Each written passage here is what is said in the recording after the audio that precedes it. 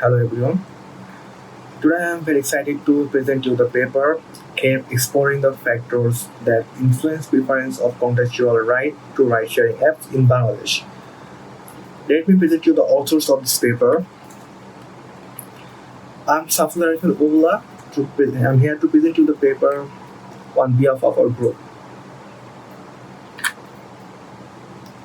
So for introduction, we embarked on this journey to better understanding the transportation sector of Bangladesh, uh, especially focusing on the ride-sharing services. As Bangladesh is a development country, people here prefer mostly public transport for the low fare rate, but the heavy traffic is preventing us from doing so.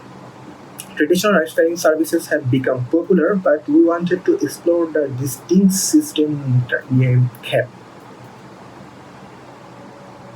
So, what is CAP? It's a kind of unconventional contractual ride-sharing system where it's very distinct from the our regular ride-sharing services. Here, people have the flexibility of bargain their fare with the drivers and the riders. So, what are the key terms which is influencing us to use the cab over contractual rides? So, for negotiated fare, passengers and drivers are free to do free to do their bargain about the fare and the personalized route to the drivers and the riders. They can personalize their route as they want while before starting their journey, so they have the flexibility there. Thirdly, the cash payment method. They can pay that fares by hand to hand without depending on any online based app or any kind of apps. So for our research method, we divided our methodology in two parts or in two groups. First group is the rider side and second group is driver side. For rider side purpose, we took quantitative survey about 69% and qualitative interview was taken of 14 peoples. And for the driver side, we took qualitative interview of 20 peoples. Further, we will discuss more. For rider side, so before taking the data, we categorize the person who we're gonna take our survey from. So we choose the people who were using this cab or ride sharing apps more than last 6 months. So after finding those kind of people, we gave them our snowball sampling where we asked them to do our solve or answer our survey questions, and we told them to give some people who fell in our category and fill our survey results. And for intercept sampling and qualitative research, we use certain people, which we're gonna discuss in few after few slides. For driver side purpose, we took ethnographic interviews and in-person interviews to for better understanding. We also spent a whole day with the drivers who were using these kind of cab or contractual rights for their daily purposes. And for your clarification, who are the riders and who are the drivers? Riders are basically the people who take services from ride sharing services or these local term cave services, and the drivers are the people who give services using their own vehicle or own transportation system to the people who need it. For ethical concern, the participation were asked that it's fully voluntary work, and if they're not willing to do, they don't have to. We can force them to do that. And for the privacy, we told them their data and name will be kept secret from any other person without this group. Now for the findings. In rider side finding, we saw that almost half of the participation were discussed to use this method of CAPE, but only one fifth of the people thought this is very much enjoyable than ride sharing services. But most of them were neither happy or neither sad about this CAPE term. According to a one rider, he expressed that he personally prefer ride sharing apps, but sometimes he had to use the local term CAPE methods. So from the driver side finding, the drivers are not seems much happy about their commission rate of those apps. One driver expressed that they are robbing us, they are taking our money with just an app. According to another driver, he expressed that brother, the apps is taking 25% of our money in the name of commission. Our daily bread is being squeezed dry by the rising cost of octane. Why should I give Uber my money? So he is so angry with the commission rate here.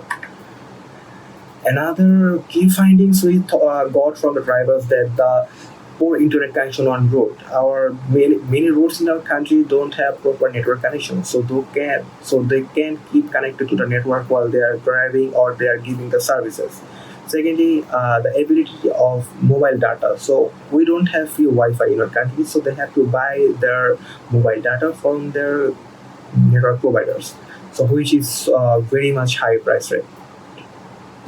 Thirdly, they don't depend on one-line payment method. They express that it gives them anxiety and they don't believe it properly. For the discussion sector, we divided our discussion sector in six different ways. We're gonna discuss this one by one in future slides. So for the safety and security concern, the lack of monitoring system is one of the key drawback of this ride sharing system. Like 40 interviews of suggested us that the security concern, they don't feel safe because they don't know who is they are riding, and if they are, and the driver also don't know who is they are giving rides.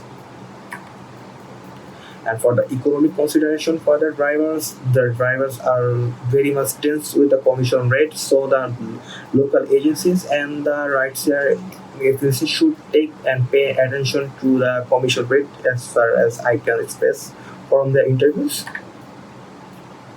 For technological challenges and digital literacy, people in our country are not welcome to use the one-line based system because they don't feel safe.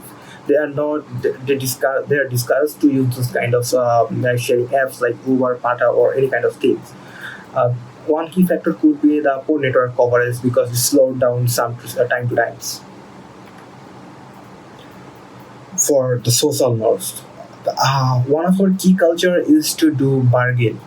The people here likes to bargain what they buy and what they take in terms of services or in terms of anything. They like to bargain before taking the service or buying it. So lack of interaction with the drivers and the, yeah, riders who are the users basically. So is a key factor that discouraging them to using the ride sharing services. So they are adapting the Khep term day by day. For the creating a sustainable, secure environment, to create sustainable environment, it should be take more steps, but it will take time. Implication of legal restriction. Lack of guidance is keeping the passengers safe because few passengers express that they are more worried about the security concern because many cars don't have the insurance service also, and they don't know who they are riding because they don't have any idea of the cab drivers. They just ask and take rides. For conclusion, thank you. Here, understanding the impact of Bangladesh transportation system, we are trying to make you understand the local system which we are facing day by day. For limitation purpose, we got some limitation like we focused only our country, Bangladesh. We couldn't include any country of our South Asian nation like India or Sri Lanka or Pakistan. Uh, and we couldn't take the viva or interview of the agencies or the companies who are giving who, who introduced us the Pata or Uber to our. So we just took interviews from the user side and the driver side, but we couldn't involve the authority here. So this could be our limitation here. For future work, as we discussed about Khep term, we are the first one to introduce this kind of Khep services. So in future work, we're gonna add more countries that who fell in our this local term. Thank you for being a part of our presentation. Your presence is so much appreciated. If you have any other questions, you can reach us via email.